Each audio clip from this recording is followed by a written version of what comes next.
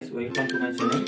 আজকে আজকে তো সানডে, তো আমি ডেলি কাজ করি, সানডেও কাজ করি, কিন্তু আজকে কাজটাও ফাঁকা আছে, বৃষ্টি হচ্ছে, তো ওই জন্য ভাবলাম আজকে যেটা বাড়িতে বসে আছি তাই ভাবলাম আজকে বিরিয়ানি করি। তো আজকে চালটা দিয়ে নিলাম, চালটা দিয়ে রাখলাম। আর তো জলটা আমার গরম হয়ে গেছে, চালটা এবারে দেবো। তো চালটা দেওয়ার আগে জলের মধ্যে গোটা গরম মশলা আর একটু ঘি, আর ওর সাথে হচ্ছে আমরা একটু নুন দিয়ে দিই পরিমাণ মতো, নুনটা দেবো।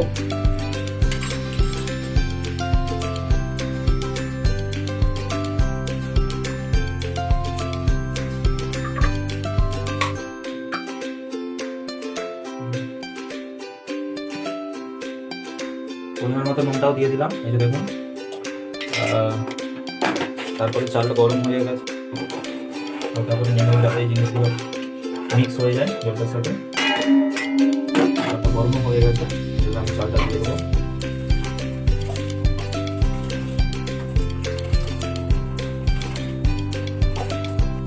তো ভাতটা আমি তখন বললাম যে ভাতটা আমি দিয়ে দিলাম এক সাইডে, তো ভাতটা হচ্ছে।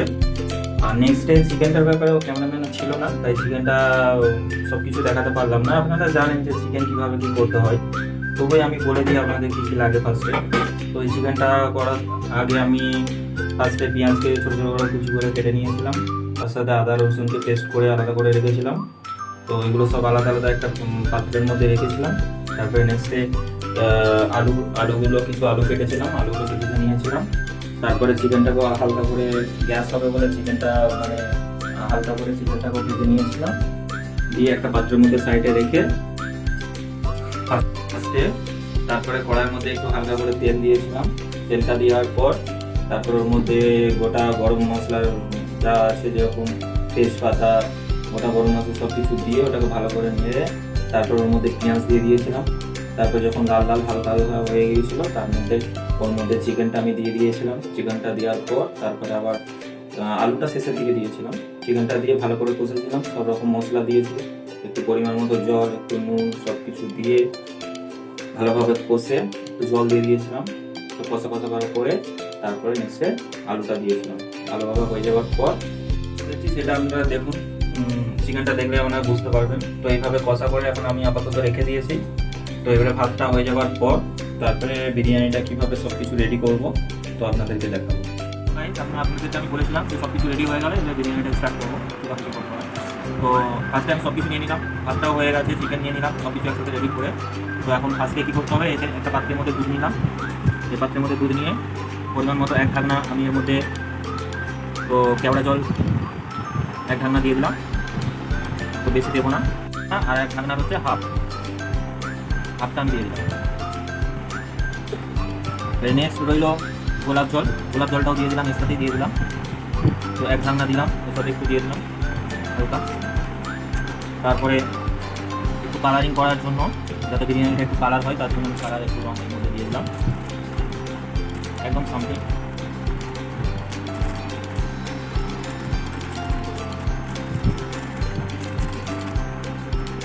তারপরে এটা হচ্ছে আপনার মিঠা আতর। তো মিঠা আতরটা ওটা বেশি দেওয়া চলবে না, ওটা আমি হালকা এক রকমের মতো দিয়ে দিলাম। ব্যাস, বেশি দিলে এটা খেতে পারা যাবে না, বিরিয়ানিটা খুব সেম লাগবে, ওই জন্য। তো এর মধ্যে সব কিছু রেডি হয়ে গেল। তো চামচ হলে খুবই ভালো হয়, কিন্তু এটা হাতের মধ্যে আমার নিয়ে দিলাম, কিন্তু চামচ হলে খুবই ভালো হয়। তো পরে আমরা খাবো, তো তাই ওই জন্য হাতের মধ্যে ইউজ করে নিলাম, হাত দিয়ে। তো এটাকে ভালো করে মিক্স করে সাইডে রাখলাম। তারপরে এটা হচ্ছে একটা প্লেট, এই হাঁড়িটার মধ্যে। তো এর মধ্যে একটুখানি ঘি দিয়ে আমি ভালো করে আগে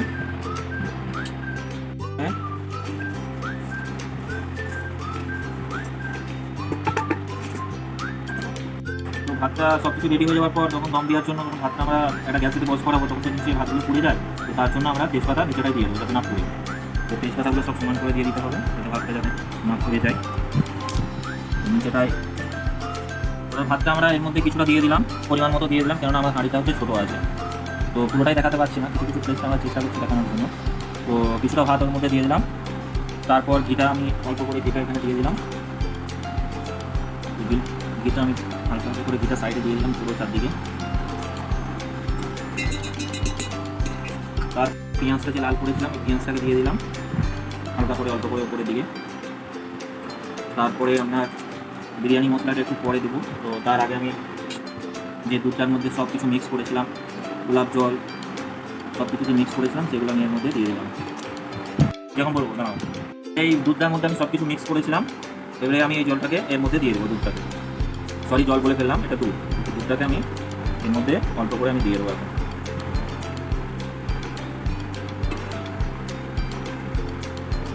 পরে চিকেনটা দেবো। তো ফার্স্টেই তো সব কিছু দিলে হবে না, তো আমি এর মধ্যে দিয়ে দিলাম। তারপরে দুধের যে সাথে মিক্স করেছিলাম সব কিছু দিয়েছিলাম, তারপরে এর মধ্যে দিয়ে দিলাম সবগুলো, কেননা আমাদের হাঁড়িটাও ছোটো। তো এর মধ্যে সব কিছু দিয়ে দিলাম। দেওয়ার পর চিকেনটা দেবো, তাকে দিয়ে দিলাম, এটা দেবো।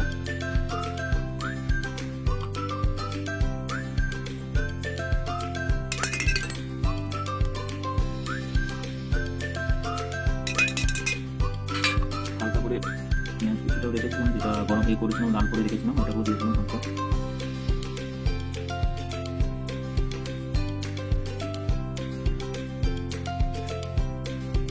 দেওয়ার পর বিরিয়ানি যে মশলাটা আছে ওটাও আমি অল্প করে দিয়ে দিই, মশলাটা দিয়ে দিলাম। দেওয়ার পর চিকেন,